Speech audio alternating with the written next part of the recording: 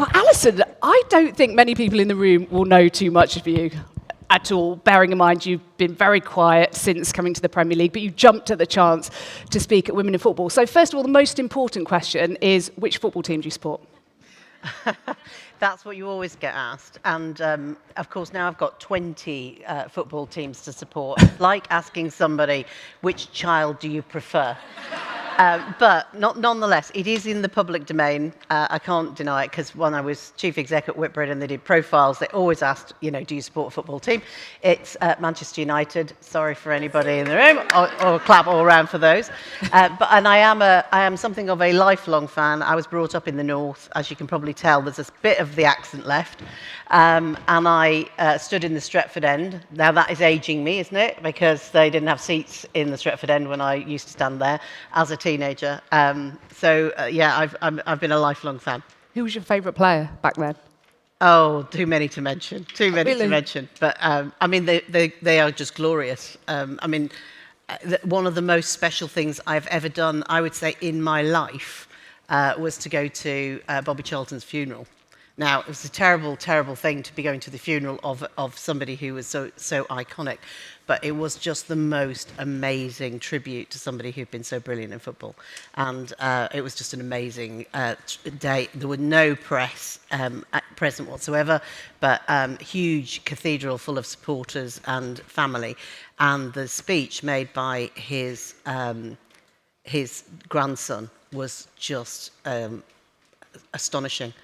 Absolutely astonishing. Never heard anything like it. So yeah. Anyway, we've got off to a bad start by talking about death and funerals. So let's cheer it up a bit, shall we? No. He's a legend. He's an absolute legend. Had a great life as well. So just tell us a little bit about yourself, because your CV is extraordinary. I'm sure you don't want to just reel off your CV, but in terms of how you've got to be in the super senior roles that you have done over the years. It was, well, probably helpful for people to know. It was never a planned thing. So, I didn't have a life plan. And one of the things I always say to women's groups when I meet them is probably to do a bit more planning than I ever did about my career. So don't use me as a role model for lack of planning. I think planning works and helps in all sorts of ways. But I spent my first job as a graduate entrant was in Barclays, and I then did nearly 20 years in one single organisation. So, that wasn't a plan. That was not a career plan. That was just drifting from one interesting assignment to another every couple of years. And so, when I moved, I've therefore done sort of relatively few organisations, but I was 30 years in banking. And when I eventually finished my banking career, my last job was Lloyds Bank, where I ran the retail banks of Lloyds and Halifax and Bank of Scotland and their sort of small businesses. So about sort of 2/3 of the Lloyds business.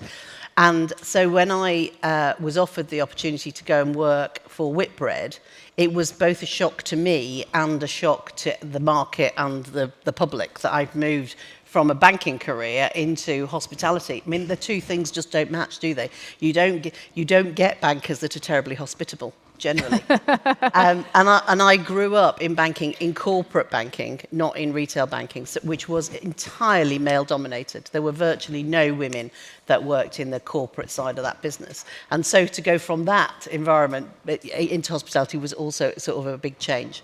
And it came about really because I had been a non-executive director at Marks and Spencer's.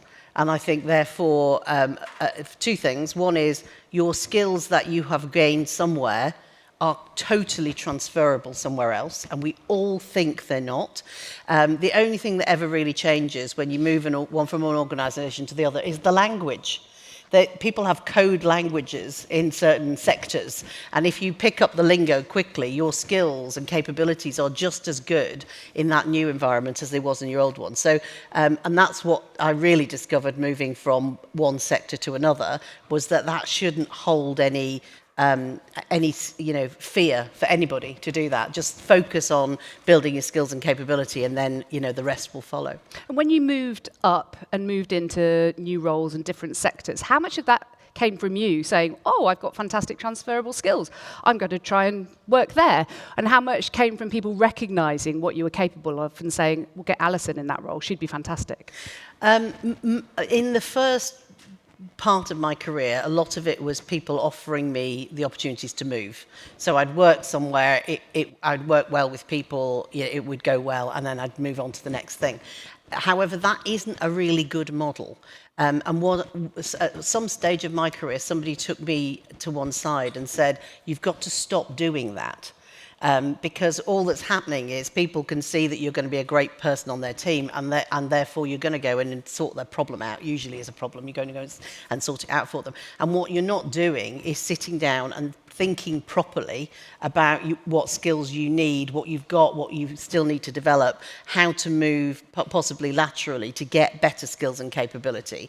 And you're not thinking about your own career planning, you're just sort of following somebody giving you a job. And those jobs sometimes are a bit similar to each other, and they don't give you those sorts of breakout opportunities to do something a bit different. So having got that piece of advice, I thought more in the later stages of my career, actually in Barclays in that first 20 years, about moving more thoughtfully and thinking about the skill set that I wanted to develop. And on one particular occasion, I applied for a job and didn't get it, which was very sad. But when I went back, and well, I'll tell you the story. It was particularly sad because I designed the bloody job. So that is sad. It really sad. I'd done the restructure for the chief executive of this, and I had built the whole thing, and I knew exactly who was going to get each job, and I had designed a job which basically had my name on. I mean, I wrote the role description, and it basically said, if you're not called Alison, you don't get the job. And I still didn't get the job, and it came as an awful shock that I didn't get this job that I'd carved, this niche that I'd carved out for myself. And I sat down with the CEO who was doing the recruiting and said, you know, how did I lost out to this guy called Mike from a different division of the bank, and we went through why, and then he instantly offered me another job. So he said, you know, you're really good at this and this, you've done it all your life, but what you haven't got is you haven't got operational, vertically integrated business, operational IT infrastructure sort of capability. So here I'm going to offer you a job which is entirely within your skill set and will not develop you any more than it was, but you'll be brilliant at this job. And I thought to myself, that's never going to work, because clearly I've not got the skill set to get this job, which was my dream job. So I rang the boss of the guy who got the job and said, I think you're missing a chief operating officer. And he said, yes, I am. And I said, I could do that job. Can I come and talk to you? And I got that job, which ran ops and IT and infrastructure and support centres. And 3 years later, I came back and got the original job that I'd applied for, because Mike moved on and I got the job. So that just goes to show you that sometimes you do have to take a bit of control of your own development, and you can move laterally and then go back up. You know, sometimes people forget, and when you're in your life, you forget this. Careers are really long. I mean, mine's already more than 40 years old. So, you know, it's really old. So you can afford to do things that are a bit wild and wacky that interest you. You can afford to do something on the same level without always going up, as long as it's got a route to something else, as long as you can see that it sort of fits. That's really interesting, because Helena Morrissey of 30% Club, formerly investment banker, mother of 9, as you do, wrote an article in The Telegraph last week, I think it was, saying something very similar, that you have to take ownership of your own career as women. I think sometimes, and I've been absolutely very guilty of this in the past, you kind of think, oh, I could do that, but hopefully they just know that I could do that, and hopefully they'll go, Jack, do you want to do that? Doesn't often happen. So in your case, had you not sat down with Mike and said, why did I not get that job? And had you not made that phone call to say you need a CEO, what do you think you'd be doing now? I would have been a sales and marketing person. I would have specialised in marketing. So I would have finished my career I hope, as a marketing director somewhere, which I would have liked, but it would not have been as fulfilling as finishing my career as the chair of the Premier League football, for example, or as Donnell or whatever. And you won't be going to the Arsenal game tonight? I wouldn't be going to the Arsenal game tonight. Yeah, and all the rest of it. Do you think that the fact that you did that was just your personality. That's just who you are. No, you are one of those kind of people. No, not at all, because for the entire period up to that, I had not managed my career at all. It was somebody who intervened with me and sat me down and said, you are not doing this right. You are not going to fulfill your potential if you don't change how you think about which job you take next. And indeed, I would have. I'm absolutely sure that there are moments in your career when you look back at them where there are very specific turning points where often somebody intervenes and you do something different as a result of it. And then when you look back, you realise what appeared to be quite an insignificant conversation or an insignificant moment is enormous and made an enormous change to the trajectory you were on or the type of life that you're going to have. That happens in your personal life as well as your corporate life, of course. It does. That's something that we feel very strongly about at Women in Football. Why we set up Women in Football in 2007 was for that, to be networking with each other, as you all are in the atrium today, and swapping notes and what have you, but also ultimately trying to give each other a leg up. And I think that's something that's super, super powerful about Women in Football. We try to give each other a leg up. We'll see somebody and ask them, what is it you want to do? And then we'll go, I can connect you with somebody who could help get you there. And it's a really powerful connection. Do you think we as women, as opposed to men, we need to look within ourselves and say, well, we might not get that stroke of fortune. We might not get that person that says, you could do that, I'll connect you with that person. Do we need to just do it anyway and ask those questions and push ourselves? I think there is that. And also, there's lots of opportunity for people to be mentored these days. And so if you have an opportunity to have a mentor or a coach in your professional life, take it, jump at it.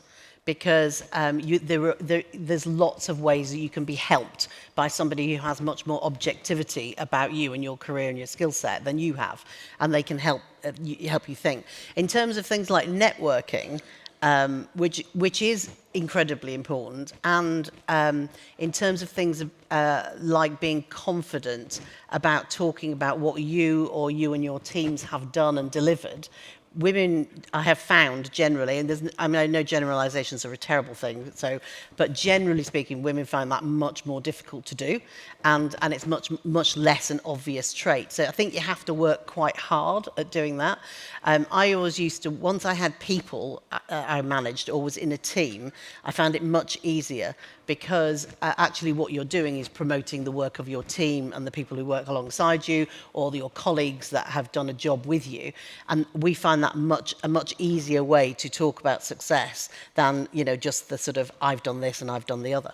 On networking, you've just got to, and I think this is quite hard for young men as well as young women to do, walking into a room where you don't know many people and just, going up to a group that's already in conversation and joining it is incredibly difficult to do. We all feel it. You sort of have to pretend that you're somebody who's really good at it and say, well, what would that look like? If I was somebody who was really good at this, what would I look like doing it? And then go and do it. And you realise that you can act your way in for the first few times, and then it gets easier. And once you, like everything else with practice, things just get a little bit easier. And at all of those events, can I just tell you, everybody's kind of in the same boat, and they will always welcome you into their group. So you'll never really have to worry. But it's incredibly important to have a network. Yeah, absolutely. It's a bit like in our industry in broadcasting. If you're new or you're doing something new for the first time, you're absolutely bricking it inside, and you just think, I'm just going to do an impersonation of a confident person and see how that goes. And it can really help. And then next time you feel very differently about it. I just want to talk to you a little bit about the WIF Open Doors agenda, which hopefully you're all aware of. But basically it's a minimum, well, the suggestion is that clubs and people in football have a minimum of 30% women in senior decision-making roles in major governing bodies, senior decision-making bodies to include independent, non-executive members, and senior decision-makers to be recruited by transparent processes to serve fixed terms of office. So you can kind of see where we're getting at here in terms of what's often been seen as a case of jobs for the boys. We know it happens, people getting people just like them into roles to kind of cement their place there for quite a long time. What's your take on what WIF are trying to do? I mean, what you've just described is pretty much common practice in the corporate world. in the public listed corporate world. So, I mean, we had for a long time a 30% club for board membership, which you will heard about. That's now a target of 40% because 30% got moved, and there are some additional targets for the corporate world in terms of how you make sure that people get to be chairs, so they get to chair committees, etc. So that's sort of the idea that you will target is really important. What I found in my career is anything that is important to an organisation or a sector is measured and targeted. And if it's not measured and not targeted, then it probably isn't very important. So targeting is a really important dynamic if you think something's important. And if you think that equality in the workplace or diversity in the workplace is important, then you better target an improvement in it. And that means you can measure your success as you go along. You can work out what does or doesn't work in exactly the same way as you would, measure and target people on profitability in a corporate or on success and wins in a football club. So that's really critical and important part of any agenda. I was really pleased when I joined the Premier League that the number of women was significantly higher than I thought it would be. I was quite shocked, actually, when I first walked into the office. We're about 45% female in the general population at the Premier League, which is, as I said, given that we manage the men's game, I anticipated that would be much lower. Our board we now have an independent board at the Premier League, which is a relatively new thing, and I'm an independent chair. There are 5 members of the board. We're 40% women, 40% ethnically diverse. So if you've done the maths, you'll work out we've only got 1 white man on the board. So again, an important component is you can manage boards in some organisations. In others, it is harder because of the way that they're constructed and governed. But in our organisation, leading from the top is really important. And I think at the Premier League, we're over 30% in decision making, but not at the executive level. So there is still work to do in the Premier League to be fully diverse and to have hit our targets. But I mean, essentially, what you're talking about in terms of the objectives of women in football is, fundamentally, we talked about it a little earlier, it's about creating an environment where women are welcomed, can thrive, can be successful, can utilise their incredible capability and skill for the good of the sector and the game, both on and off the pitch. So, that's not actually anything we shouldn't all aspire to. That feels to me intuitively correct and exactly what we should be doing. Yeah, there's nothing controversial about that. No, it's not a case really. of let women be on boards, let women make decisions. No, it's for the good of the game. This is the thing that maybe some people forget, is that it has been proven in McKinsey-type studies that having women in senior leadership roles does minimise corruption and does also produce better financial results. That's actually been proven. So perhaps some people forget that and think it's just about letting us in, but it's not. It's actually for the good of the football club or for their organisation or the Premier League in your case. And just a quick word about with corporate membership and the benefits of that. Well, we've been corporate members for a while, and the one thing I do know is that we've had women from the Premier League go on some of the courses. And I haven't been on a course, so I haven't experienced it. But what I've heard back is that they have been really inspirational for people, really helped with their confidence levels, really helped with their development and planning and thinking about their skills. And so we're very committed, not just to carry on being a corporate member, but to do more with women in football. And indeed, more, the Premier League's also pretty committed to doing more with women's football as well. Oh, okay. Yeah. That's nice, thanks. Mm-hmm. That's good. That's all good. It's all welcome. That's all good. We have probably time for one question. Sorry it's so short. It's just a very short session. Is anybody bursting to ask Alison? Is anyone courageous enough? Because she's dead scary, obviously. Who's going to be somebody who's going to pretend like they're a really confident person?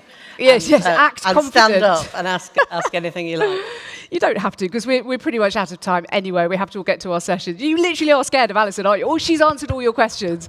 She has been fantastic. Alison, it's been an absolute pleasure and a privilege. Thank you so much. That's right. Really, really appreciate you giving us your time. Alison Brittain. Thank you. Hope you have a good day. Thank you so much.